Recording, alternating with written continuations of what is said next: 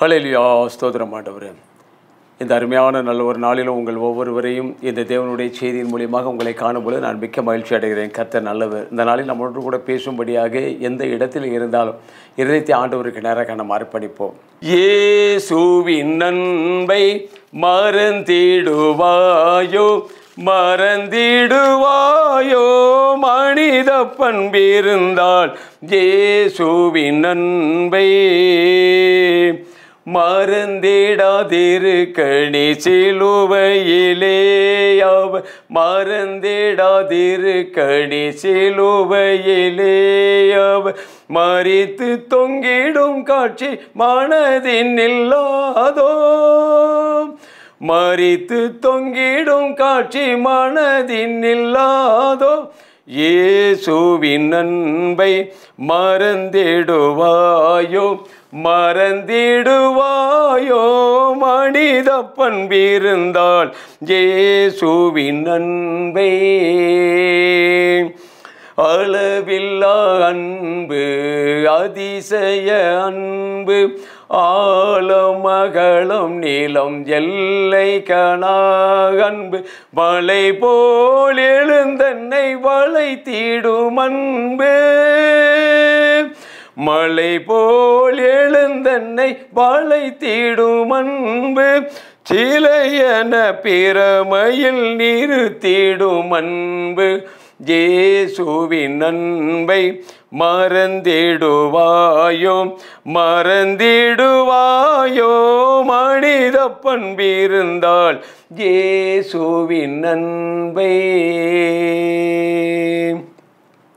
எங்களை அதிகமாய் நேசிக்கிற எங்கள் அன்பின் பரலோக பிதாவே, ஜீவனுள்ள தேவனே, ஆசீர்வதிக்கப்பட்ட அந்த அருமையான நல்ல ஒரு நாளுக்காக நன்றி செலுத்துகிறோம். இந்த நல்ல நாளிலும் ஆண்டவரே, கல்வாரி சிலுவைக்கு போவதற்கு முன்பதாக என் தேவனாகிய கர்த்தாவே, நீர் எங்களுக்கு கொடுத்த ஒவ்வொரு வார்த்தைகளுக்காக ஸ்தோத்திரிக்கிறோம். நீர் கல்வாரி சிலுவையிலே உங்களை கர்த்தாவே நாங்கள் அனுப்பினது எங்களுடைய குற்றம் என்பதை நாங்கள் உணரத்தக்கதாக இந்த விஷயம் நீர் எங்களோடு கூட பேசும். உங்களுடைய வார்த்தை வசனங்களை கேட்க விடாதபடிக்கு இருக்கிற எல்லா தடையான காரியங்களையும் நீர் அப்புறப்படுத்துவீராக.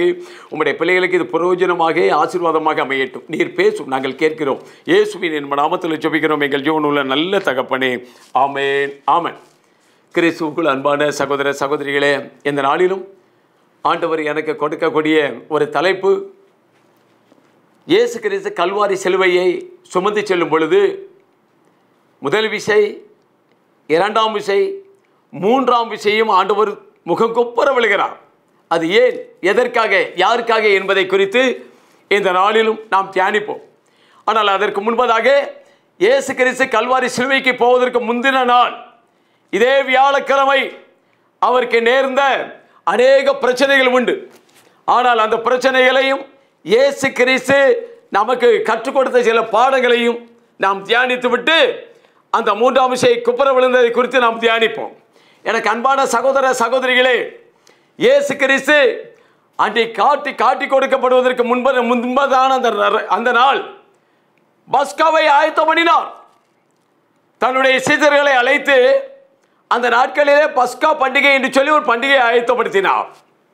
அந்த பஸ்கா பண்டிகையை இந்த உலகத்திலே ஆதரிக்கும்படியாக இயேசுவானவர் வேளை வந்தபோது அவரும் அவருடனே கூட 12 அப்போஸ்தலரும் பந்தியிருந்தார்கள். அப்பொழுது அவர் அவர்களை நோக்கி, நான் பாடுபடுவதற்கு முன்பதாக உங்களுடனே கூட இந்த பஸ்காவை புசிக்க மிகவும் ஆசையாக இருக்கிறேன் என்று சொன்னார்.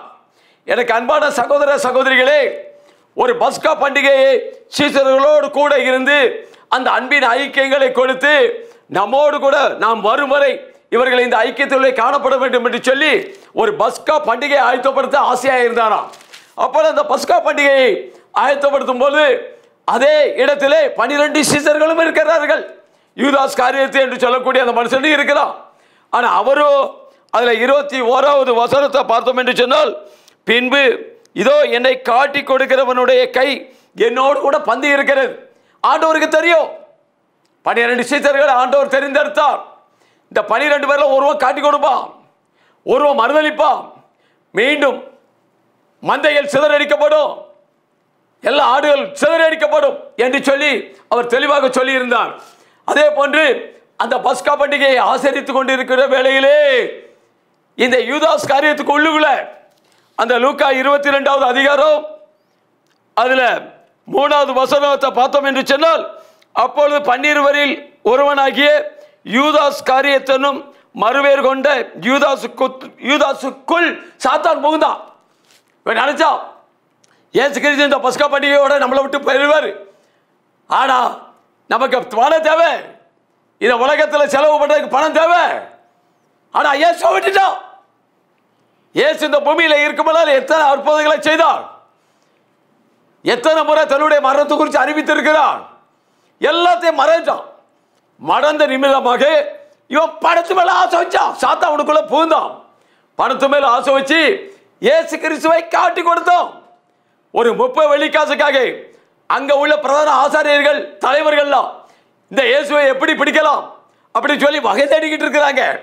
வகை தேடிக்கிட்டு இருக்கும்போது இவருக்கு இருந்து போறார்.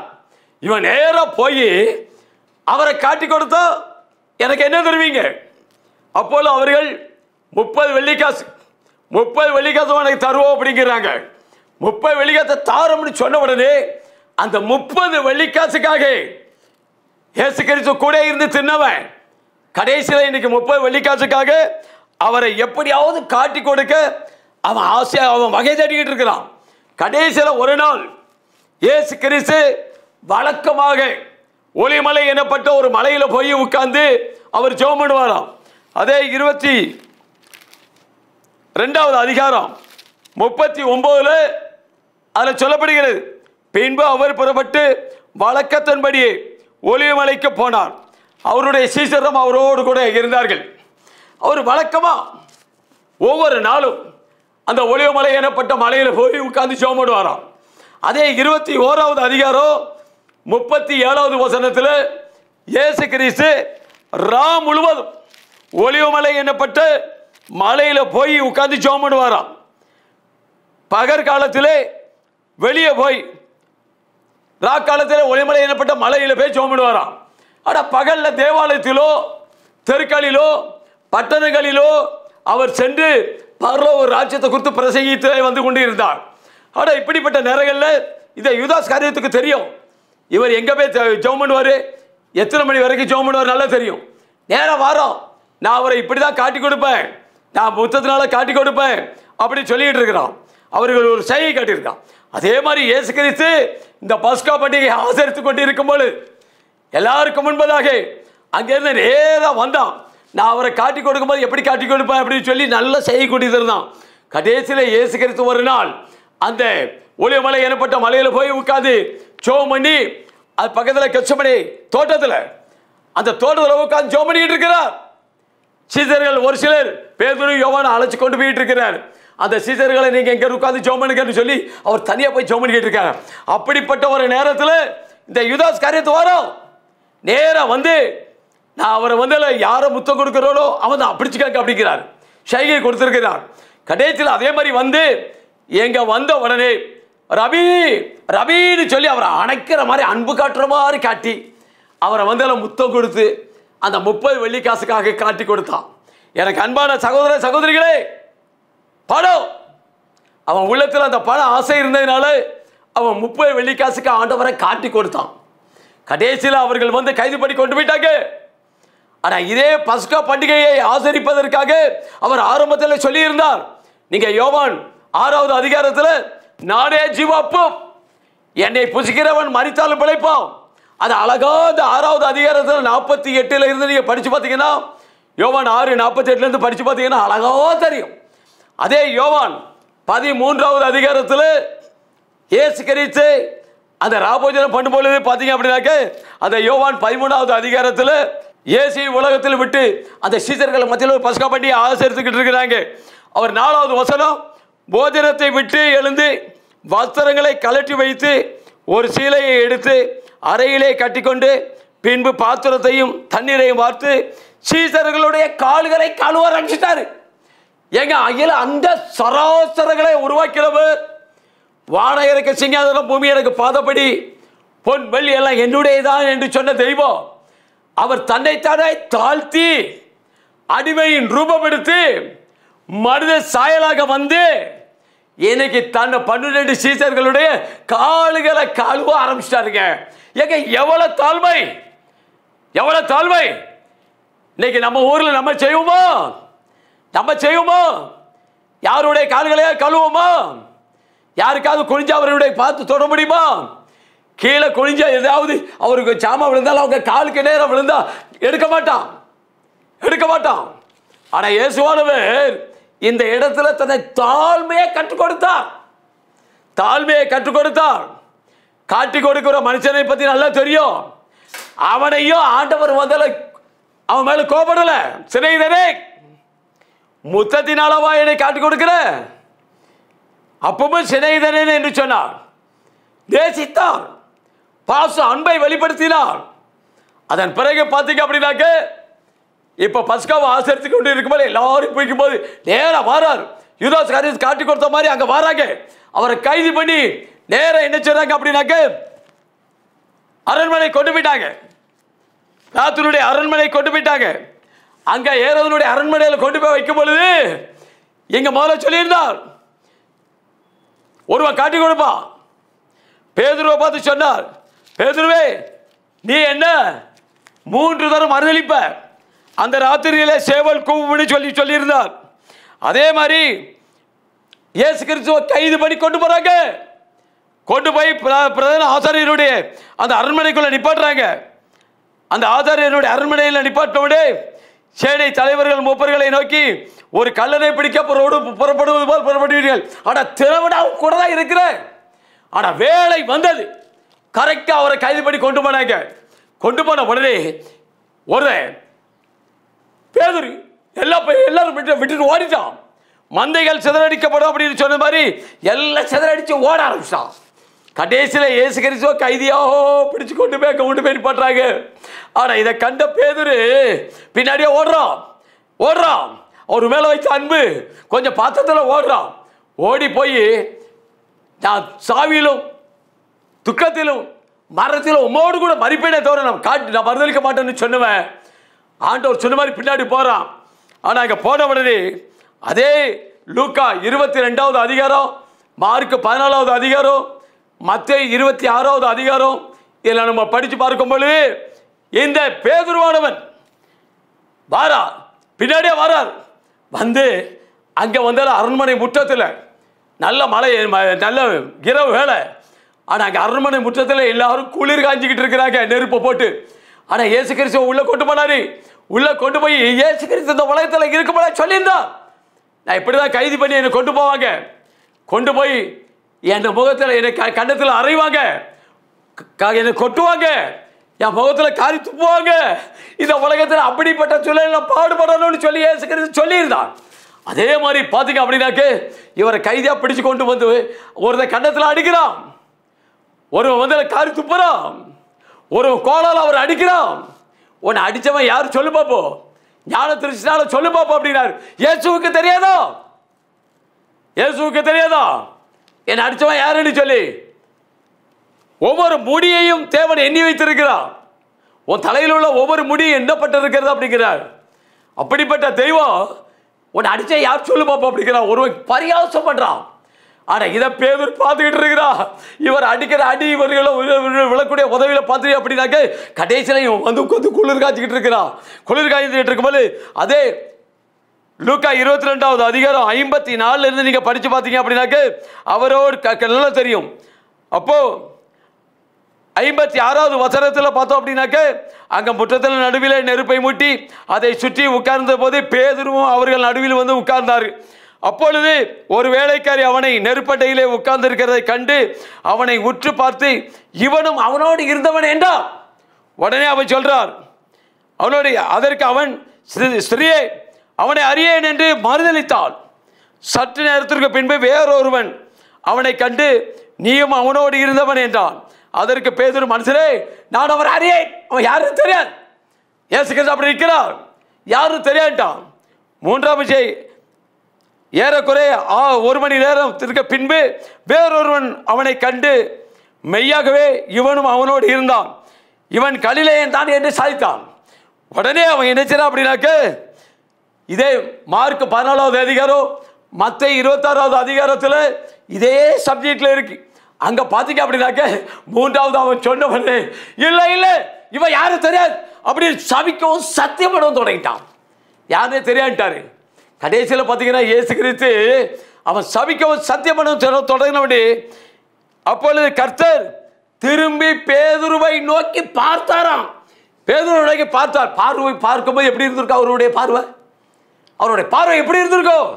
இவ்வளவு நாள் கூட இருந்தப்பா, ஆனா இப்போ வந்து சாவிலையும் மரணத்தில் அவன் கூட மறிப்பேனே தவிர நான் வந்து மறுதளிக்க மாட்டேன்னு சொன்ன மகன் இன்னைக்கு வந்து மறுதளிச்சுட்டேன்னு சொல்லிட்டு அப்படியே பார்க்கும்போது அவருடைய பார்வை எப்படி இருந்திருக்கும்?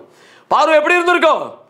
ஆனால் அப்படிப்பட்ட ஒரு சூழ்நிலைகளுக்கு மத்தியிலேயோ அந்த இயேசு அவனை நோக்கி பார்த்தாராம். அடுத்த நிமிஷத்துல வெளியில வந்து முற்றத்துல மனம் கசந்த ஆளுதான். எங்க மன கசந்த ஆளுதான்.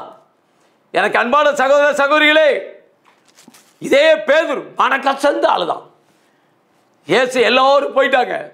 கடைசியில் இயேசு கிறிஸ்துவை கொண்டு போய் அப்படியே சிலுவையில் கொண்டு போய் இப்போ வந்து சிலுவை மரத்தை தூக்கி அவர் தோளில் வச்சு சிலுவையை சுமக்கும்படியா எல்லாரும் வந்தாலும் அவருக்கு பின்னாடி சிலுவையை சுமக்க சொல்றாங்க. ஆனா அப்படிப்பட்ட ஒரு நேரங்களில் இயேசு கிறிஸ்துவானவர் ஒரு பாவமும் செய்யல. மரணத்துக்கு ஏதுவான பாவம் அவர் செய்யல. ஒருவேளை அவர் தவறு செஞ்சு மரணத்துக்கு ஏதுவான பாவம் யாருக்கு தெரியுமா? கல்வாரி சிலுவையை சுமக்கிறது ஒரு பெரிய சாபம். அது யாருக்கு கொடுக்கக்கூடிய தண்டனை? கொலைக்காரன், உபச்சாரக்காரன், வேசித்தனக்காரன், அவனுக்கு கொடுக்கக்கூடிய தண்டனை தான் இந்த சிலுவை மரண தண்டனை ரோம பேரரசுல. ஆனா அப்படிப்பட்ட நேரங்கள்ல இவர் ஒரு பாவமும் செய்யல. எங்க ஒரு பாவமும் செய்யாத மனிதர். அவரை குறித்து பிலாத்து என்ன சொல்றாரு அப்படின்னாக்க லூக்கா 23வது அதிகாரம் 13வது வசனத்திலே பிலாத்து பிரதான ஆசாரியர்களையும் அதிகாரிகளையும் ஜனங்களையும் வரவழைத்து அவர்களை நோக்கி, ஜனங்களை கலகத்துக்கு தூண்டி கொண்டு இருக்கிற இந்த மனுஷன் என்னிடத்தில் கொண்டு வந்தீர்கள். நான் உங்களுக்கு முன்பாக அவனை விசாரித்த போது இவன் மேல் நீங்கள் சாட்டுகிற குற்றங்களில் ஒன்றையும் காணேன். ஒரு குற்றமும் இல்லை. அவர் நீதிமானி என்று நான் காண்கிறேன் என்கிறாரு. அதே காட்டி கொடுத்த யூதாஸ் காரியத்து அந்த 30 வெள்ளிக்காசையும் மீண்டும் அந்த பிரதான ஆதாரத்தை கொடுக்கும்போது அது உனக்கு அவருக்கு உள்ளது போ அப்படின்ட்டார். அவன் கொண்டு வந்து அதை வந்து அந்த தேவாலயத்தில் எரிந்து விட்டு போய் நாண்டு கொண்டு நின்று செத்தான். அவன் சொல்றான், தேவாலயத்தில் எரியதுக்கு முன்பதாக சொல்றான், குற்றமில்லாத மனிதரை நான் காட்டி கொடுத்து விட்டேனே, ஒரு பாவமும் செய்யாத என் தேவனை காட்டி கொடுத்து விட்டேன்னு சொல்லி அவன் அந்த தேவாலயத்தில் அந்த படத்தை எரிஞ்சு விட்டு அவன் நாண்டு கொண்டு நினைச்சு ஆகுறான்.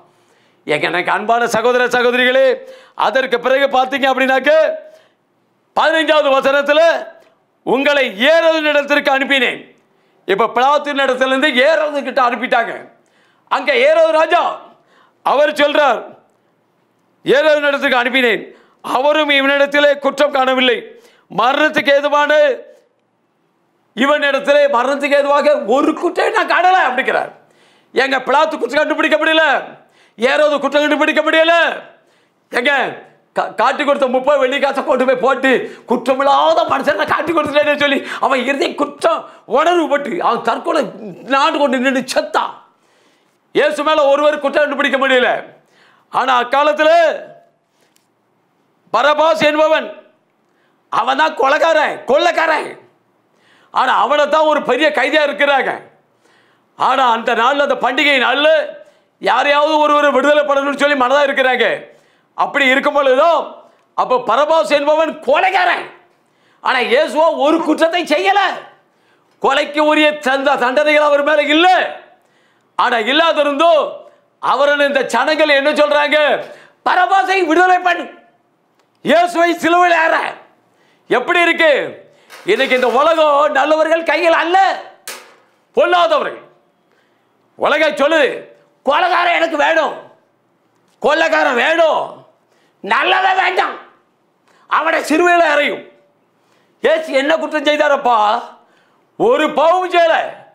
ஆனா கல்வாரி சிலுவையில் கடைசியில் என்ன செய்றாங்க? ஒரு பாவமும் இல்லை. எல்லாரும் ஏரோது கண்டுபிடிக்கிறா, பிலாத்து கண்டுபிடிக்கிறா, ஒரு குற்றத்தை இல்லை அப்படின்னு சொல்லி அவங்களே நீதிமானா காணப்படுறார். ஆனால் நீதிமானுக்கு கிடைக்கக்கூடிய தண்டனை கடைசியில் கல்வாரி சிலுவை. அவர் மேலே வந்தால கடைசியில் அது உங்களுடைய விருப்பம். அவரிடத்தில் நான் குற்றக்காரன்னு ஒருத்தர் கையை கழுவிட்டு போயிட்டான். அன்றைக்கு ராத்திரியே இப்போ ஏரோதனுடைய அந்த பிலாத்தினுடைய அவருடைய மனைவியின் இடத்துல சொப்பனத்தில் ஆண்டவர் பேசுகிறார். ஆனால் அவன் நீதிமானா காண்கிறேன்னாரு. கடைசியில் உண்மையான நீதிமான் எந்த குற்றமும் செய்யலை. ஆனால் அவர் மேலே பொறாமையினால் எரிச்சலினால் இவர் எப்படி வாழ விட்டா நம்ம தலைவர் பதவிக்கு ஆபத்து நினைக்கிறான். ஆனால் அப்படிப்பட்ட ஒரு சூழ்நிலைகளில் கடைசியில் என்ன செய்றாரு அப்படின்னாக்க அவரை ஒரு குற்றத்தை காணலன்னு சொல்லி கை கழுவிட்டாங்க. நீங்களே செய்யுங்க அப்படின்னு சொல்லி அவரை வெளியே கொண்டு நிப்பாட்டாங்க. கடைசியில் அந்த ராஜாவுக்கு ஒரு பாவமும் செய்யாத அந்த ராஜாவுக்கு தலையில வந்தல ஒரு முடி அடிச்சாங்க. இரு கரங்களையும் முதல்ல அந்த கொல்கத்தா மலைக்கு அவர் தோல்ல ஒரு சிலுவையை தூக்கி வச்சு சோபா அப்படினாங்க. ஆனா ஆண்டவர் அந்த சிலுவையை அப்படியே சுமந்துக்கிட்டு வரார். எப்ப அந்த சிலுவையை சுமக்க முடியாத பாரோ இங்க அடி உடம்பெல்லாம் ரத்த கோர்வை. ஆனால் அப்படிப்பட்ட ஒரு நேரங்களில் அவர் உடம்புல அவர் அடிச்சு அவர் எப்படி இருந்ததா அப்படின்னாக்க முதுகெல்லாம் ரத்த கோர்வை. வயல உழுதா எப்படி இருக்கும் அப்படின்னா அவர் முதுகெல்லாம் உழுதது மாதிரி காணப்பட்டதா. ஆனால் அப்படிப்பட்ட ஒரு நேரங்களில் அவருக்கு மேலே ஒரு சிலுவையை சுமந்து வச்சு அவர் கொல்கத்தா மலைக்கு நேரம் மேலே ஏறி போடுமா. அந்த மலையில் ஏறி போகிறதுக்கு சாதாரணமாக ஏறி போகிறதுக்கு எப்படி கஷ்டமாக இருக்கும். ஆனால் அவருக்கு மேலே தோளில் ஒரு சிலுவையை வச்சு அந்த கொல்கத்தா மலைக்கு ஏறி போறார். ஒவ்வொரு நேரமும் இங்க விழுதார். ஒரு சிலர் வந்து வெரோனிகமால் என்று சொல்லக்கூடிய ஒரு அருமையான சகோதரி இயேசு கிறிஸ்து பக்கத்தில் அவர் குப்புறலாம் முதல் விஷயம் குப்புற விழும்போது ஒரு முகத்திலெல்லாம் பட்ட மணல் அந்த சரல் எப்படி இருந்திருக்கும். அப்போ வந்து அந்த மகன் இறக்கப்பட்டு போய் அவருடைய முகத்தெல்லாம் தொடச்சிருக்கிறாங்க. அவங்க முகத்தை தொடச்சிருக்கிறாங்க. இன்னும் ஒரு சிலர் ஆண்டவர் அந்த சிலுவையை பார்க்கும்போது ஒரு சிலர் அவருக்கு வந்து உதவி செஞ்சு அந்த சிலுவையை சுமந்து போனாங்க. ஆனால் இயேசு கிறிஸ்து அந்த சிலுவையை சுமக்கும் போது 3 விஷயம் முகங்குப்புற விழுந்தாராம். எப்படி இருந்திருக்கும் எங்க சாதாரணமாக சுமக்கிறதுக்கு சாதாரண இடத்துல சுமக்கவே முடியாது. அடி ரத்த கோர்வை முதுகெல்லாம் விழுது அப்படியே ரத்த கோர்வை இருக்கும்போது இப்போ மேலே தூக்கி ஒரு தோல்ல சிலுவை வச்சு ஒவ்வொரு மணி அடிக்கிறான். சவுக்கால் அடிக்கிறான். யார் கீழே விழுந்தோடனே அடிக்கிறான். அவருக்கு யாரும் இல்லை. ஈவு இறக்கப்பட்ட ஜனங்கள், பொல்லாதவர்கள், பொறாமை உள்ள மனிதர்கள் அவர் அடிக்கிறான். வாழை சவுக்க வச்சு அடிச்சு மீண்டும் எழுப்புறான். ஆனால் இயேசு கிறிஸ்து சோர்ந்து பார்க்காதபடிக்கு மீண்டும் அவர் எழுகிறார். ஒவ்வொரு நேரம் எழும்பி வருகிறார். எழும்பி வந்து கடைசியாக 3 விஷயம் குப்புற விழுந்து அப்படியே கொண்டு வந்து கடைசியில் கொல்கத்தா மலையில் வச்சாங்க. மலையில் கொண்டு வந்து எப்பா இரு கரத்தையும் பிடிச்சி அதே சிலுவமரத்தில் இங்க ரத்த கோர்வை அடிபட்டு அப்படியே சோர்ந்து போய் இருக்கிறார். உள்ள உடைஞ்சு காணப்படுறார். ஆனால் அப்படிப்பட்ட ஒரு நேரங்களில் இயேசு கிறிஸ்துவை கல்வாரி சிலுவையில் மேலே வச்சு அடிக்கிறாங்க. முதுகெல்லாம் வந்து அடிக்கோர்வை ரத்தம் அந்த கட்டமரத்தில் சாஞ்சா எப்படி இருக்கும், எவ்வளோதான் இருக்கும். இரு கரங்களை வச்சு அடிக்கிறாங்க. இந்த கையில் ஒரு ஆணி, இந்த கையில் ஒரு ஆணி, 2 கால்களையும் ஒரு ஆணி. சிலுவை மரத்தில் தொங்கிக்கிட்டு இருக்கிறாருங்க. எங்க வலது பக்கத்தில் ஒரு கல்லை, இடது பக்கத்தில் ஒரு கல்லை திருடன் 2 பொருளைக்கும் முற்றிலும் நடு மத்தியில் அந்த காலத்தில் அப்படியே சிலுவையில் தொங்கி கொண்டிருக்கிறாரு. எனக்கு அன்பான சகோதர சகோதரிகளே, யாருக்காக? நமக்காக, நம்ம செய்த பாவங்களுக்காக, அக்கிரமங்களுக்காக. இன்றைக்கு வந்தல பார்த்தீங்க அப்படின்னாக்க அநேக மனுஷன் நல்லா ஆண்டவருக்குள்ள வாரோம், அப்பத்தை புசிக்கிறோம். அந்த ஆண்டவர் கொடுத்த கடைசி இறுதியாக அந்த சூழ்நிலையில் அந்த பஸ்கப்பட்டிகளை பிடிக்க கொடுத்த அந்த அப்பத்தை திங்கிறான், அந்த ரசத்தை குடிக்கிறான். ஆனால் மீண்டும் வந்து வாயில கொல்லிக்கட்டை வைக்கிறான், சுருட்டு வைக்கிறான். நீ சுருண்டு கீழே விழுறதுக்கு பதிலாக ஆண்டவராக இயேசு கிறிஸ்து முகங்குப்புற விழுந்தார். இன்னைக்கு எத்தனை பேர் எத்தனை பாவ இச்சைகள், உபச்சாரம், வேசித்தனம், அசுத்தம், பிள்ளைசூனியா, பகை, விரோத, வைராக்கியம்னு சொல்லி இன்னைக்கும் மாமிசகத்தில் வளர்ந்துகிட்டு இருக்கிறேன். உனக்காக ஆண்டவராகி இயேசு கிறிஸ்து தம்முடைய சரீரத்தில் இப்படிப்பட்ட விளையோரப்பட்ட ரத்தத்தை சிந்தி சிவனை கொடுத்தார. இன்னைக்கு அக்கிரமத்தில் துணிஞ்சு நடக்கிறியா? இன்னைக்கு பாவத்தில் நடக்கிறோமோ? கொஞ்சம் சிந்திச்சு பாருங்கப்பா. எப்போ கொஞ்சம் சிந்திச்சு பாரு. ஏன் இந்த உலகத்தில் வாழக்கூடிய வாழ்க்கை 70 வருஷம் தான். ஏன் பழத்தின் மேலால் 80 வருஷம் தான் வாழ போகிறோம். ஏன் இந்த உலகத்தில் ஒரு நாள் கண்ணை மூட போகிறோம். ஏன் வளர வளர வயசு ஆக ஆக கொஞ்சம் மனம் திரும்பு. ஆண்டவரை ஏற்றுக்கொள்ளுங்க. இந்த இயேசு கிறிஸ்து நமக்காக கல்வாரி சிலுவையில் அடிக்கப்பட்டு நொறுக்கப்பட்டாரு. நமக்கு சமாதானத்தை உண்டு பண்ணும்படியான ஆக்கினை அவர் மேல் வந்ததே. அவருடைய தழும்புகளால் நாம் குணமாகிறோம். இன்றைக்கு அவர் நமக்காக கல்வாரி சிலுவையில் நம்மளை வாழ வைக்கும்படியாக அவர் தன்னைத்தானே அடிமையாக்கி இந்த உலகத்துக்கு வந்து கல்வாரி சிலுவையில ஒப்பு கொடுத்தாரு. இந்த இயேசுவை குறித்து இன்னைக்கு ஒருவன் கேள்விப்பட்டான், இன்னைக்கு வந்து பரியாசப்பட்டு அப்படின்னாக்க 4 ஆண்டு வரும். இயேசு கிறிஸ்து மீண்டும் பூமிக்கு ஒரு நாள் வரப்போறார். ஒரு முறை வந்தார். பரலோக ராஜ்யத்தை குறித்து தெளிவாக பிரசங்கம் பண்ணினார். பரலோக ராஜ்யம் என்ன, யாருக்கு அந்த பரலோகம் ஒன்று உண்டு, நரகம் ஒன்று உண்டு, பாதாளம் ஒன்று உண்டு, அங்கே அக்கினி அவிஞ்சிட்டு அடப்ப அழகாக சொல்லி கொடுத்தாரு. ஆனால் பரலோகம் ஒரு ராஜ்யம் உண்டு, ஒரு சொர்க்கம் உண்டு. அந்த சொர்க்கத்துக்கு வழி இயேசு சொன்னார், I am the way and the truth and the life. Kalvari சிலுவையை நோக்கி பார்த்த முகங்கள் பிரகாசமடையும்.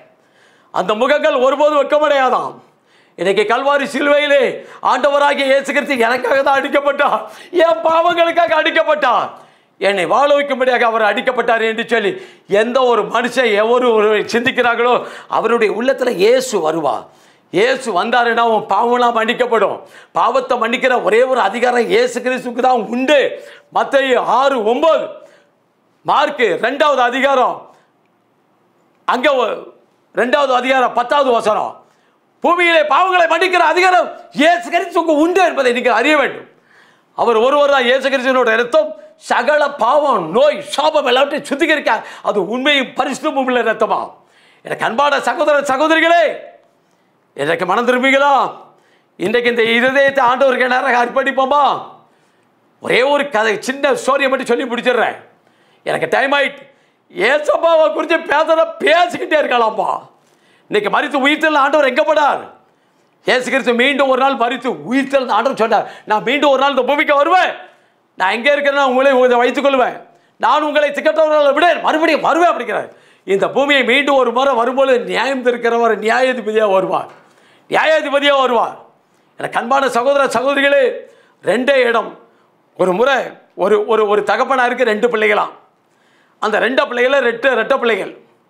ஒருவன் நல்லா படித்தான், ஒருவன் நல்லா படித்து நல்ல ஒரு லாயர் ஆனார், ஒரு ஜட்ஜ் ஆயிட்டாரு, நல்ல பெரிய ஆள் ஆயிட்டான்.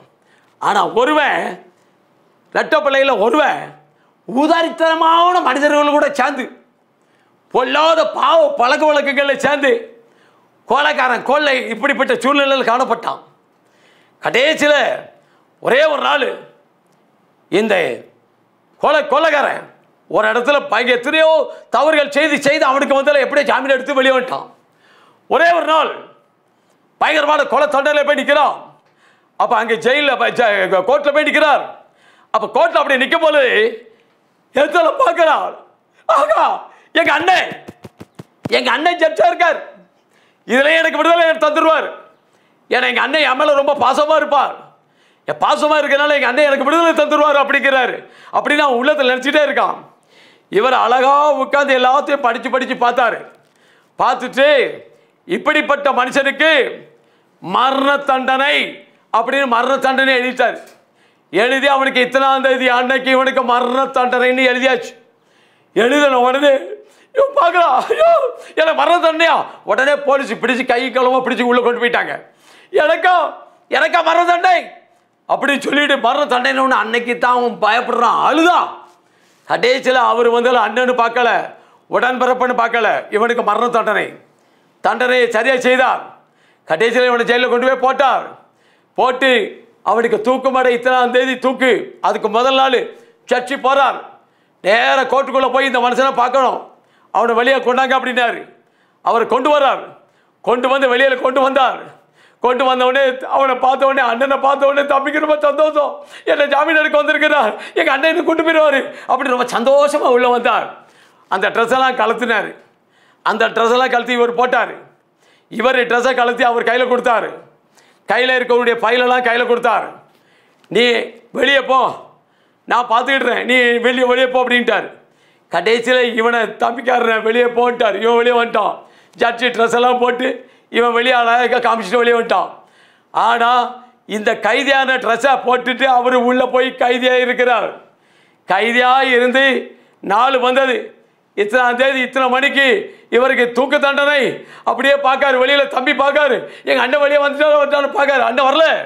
கடைசியில் வெளியே வந்து பார்த்து பார்த்து பார்த்து ஒவ்வொரு நாள் கடைசியில் இத்தனை மணிக்கு இத்தனாம் தேதிக்கு இத்தனை மணிக்கு இவருக்கு தூக்கு தண்டனை. கடைசியாக பார்த்தீங்க அப்படின்னாக்கா அத்தனாம் தேதி அவருக்கு தூக்கு மேடையில் வந்து நிற்குது. அவர் வந்து கல்வாரி தம்பி ஓடுறோம், ஐயோ அந்த தவறு செய்த அவர் இல்லை, அந்த தவறு செய்த நான் தான் அந்த தவறு செய்தேன். அது எங்கள் அண்ணன் ஜட்ஜி, அவர் தான் உண்மையான ஜட்ஜி. ஆனால் எங்கள் அண்ணன் வந்து தவறு செய்யலை அப்படின்னு ஓடுறான். கடைசியில் அவன் கழுத்தை பிடிச்சி எல்லாரும் வெளியே தள்ளிட்டாங்க. இவனுக்காக அவர் கல்வாரி அவர் என்ன செஞ்சார் அப்படின்னாக்க அந்த மரண தண்டனை அனுபவிச்ச பிறகு, அண்ணா நான் செய்த தவறுக்காக நீ எனக்காக ஜீவனை கொடுத்தியப்பா அப்படி சொல்லி உள்ள முடைஞ்சு வேதனையோடு கூட, அப்பா இனிமேல் எங்கள் அண்ணன் போகிற இடத்துக்கு தான் நான் போக முடியும், நான் போகிற இடத்துக்கு வர முடியாது சொல்லி அன்றைக்கே மனதிரும்படா, அண்ணனுக்காக அழுது போலப்படா. இன்னைக்கு உயிரத்தை ஒப்பு கொடுப்பீங்களா? ஒரு விஷயம், ஆண்டவரே என்னை மன்னியும்பா, என்னை மன்னியோ, என் பாவத்தை மன்னியோ, என் அக்கிரமத்தை மன்னியோ. ஆண்டவரே துணிகரமான செய்த எல்லா காரியங்களிலிருந்து விடுவித்தார். ஆண்டவரே இதன் மூலியமாக நான் அநேக நேரங்களில் நான் பாவத்தை நிமித்தம் சில வியாதிகள் பலவீனங்கள் வருது. ஆண்டவரே மீண்டும் உடைய ரத்தத்தை அப்பத்தை நான் பாடம் பண்றேன், எனக்கு விடுதலை தாரும் என்று சொன்னால் இயேசுவின் ரத்தம் சகல பாவம் நோய் சாபம் எல்லாத்தையும் சுத்திகரிக்குமா. இன்றைக்கு ஆண்டவரத்தில் ஒப்பு கொடுப்போம். கர்த்தர் தாமே இந்த வார்த்தை வசனத்தை கொண்டு உங்களோடு கூட பேசியிருக்கிறார். நிச்சயமாகவே உங்கள் இருதயத்தை தான் கேட்கார், வேறு ஆண்டவர் ஒன்றுமே கேட்கல. மகனே மகளே உன் இருதயத்தை தான் நான் உனக்குள்ளே வந்து வாசல் செய்கிறேன், இதோ வாசற்படியில் நின்று தட்டுகிறேன். ஒருவன் என் சத்தத்தை கேட்டு கதவை திறந்தால் நான் அவனுக்குள்ளே வந்து அவனுக்கோடு கூட வாசம் பண்ணுவேன், அவனும் என்னோடு கூட வாசம் பண்ணுவான்னுக்கிறார். கண்களை மூடுவோம். நீங்களை அதிகமாக நேசிக்கிற எங்கள் அன்பின் பரலோக பிதாவே, ஜீவன் உள்ள தேவனை ஆசீர்வதிக்கப்பட்ட அந்த அருமையான நாளுக்காக நன்றி செலுத்துகிறோம். ஆண்டவரே நீர் பட்ட பாடுகள் வியாகுலங்கள் எல்லாவற்றையும் நாங்கள் நினைத்து பார்க்கும்போது எவ்வளவோ காரியங்கள் ஆண்டவரே, எவ்வளவோ நாங்கள் சிந்திக்கலாம். நீர் எவ்வளவு நல்லவர், எவ்வளவு அன்புள்ளவர், எவ்வளவு இறக்கமுள்ளவர், எங்களுக்காக தன் ஜீவனை கொடுத்தீரே ஆண்டவரே. அதே போன்று நாங்கள் மற்றவர்களுக்காக ஜீவனை கொடுக்க கடனாளியாக இருக்கிறோம் அப்பா. எங்களையும் அப்படி தகுதிப்படுத்தும், ஒவ்வொரு நாளும் பரிசுத்தத்துக்கு மேல் பரிசுத்தப்படுத்தும் உடைய சாயலை தரித்துக் கொள்ள உதவி தாழ்த்தி உடைய கரங்களிலே அர்ப்பணிக்கிறேன். இயேசுவின் நாமத்தில் செபிக்கிறோம் எங்கள் ஜீவன் உள்ள நல்ல தகப்பனே. ஆமேன், ஆமேன், ஆமேன். கர்த்தர் தாமே உங்கள் ஒவ்வொருவரையும் ஆசீர்வதிப்பாராக. ஆமேன், ஆமேன்.